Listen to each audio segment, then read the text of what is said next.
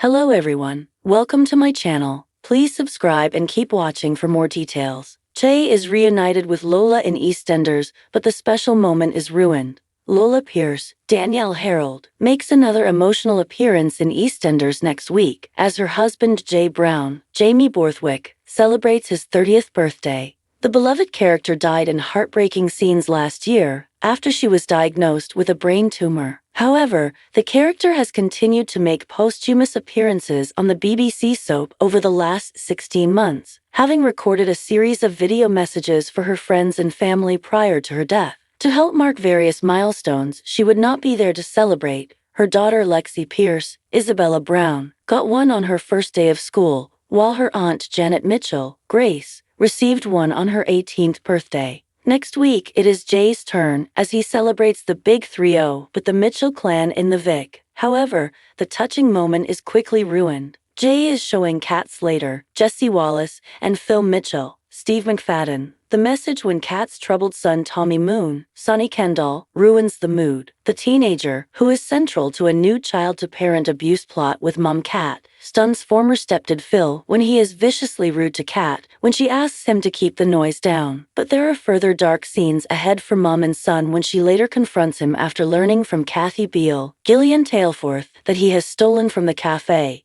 Since leaving EastEnders last year, actress Danielle Harold, who played Lola, has taken part in I'm a Celebrity, Get Me Out of Here, where she finished in 6th place. She has also competed on Celebrity Hunted and Celebrity MasterChef, as well as filming an appearance on Celebrity Antiques Road Trip with former EastEnders co-star Max Bowden, who played Ben Mitchell. In the bustling streets of Albert Square, the sun dipped low, casting a golden glow over the iconic landmarks. Jay Brown stood outside the cafe, heart racing with anticipation. It had been months since he last saw Lola Pierce, the love of his life, and the ache of her absence had left a gaping hole in his world. They had been through so much together, their paths often twisted by fate and family drama. But now, with a reunion on the horizon, Jay was hopeful that they could find their way back to each other. As he waited, he replayed their last conversation in his mind, an emotional farewell laden with uncertainty. Now, with the promise of rekindled romance, he felt a mix of excitement and nervousness. The cafe door swung open, and there she was, Lola, radiant in the afternoon light, her smile infectious,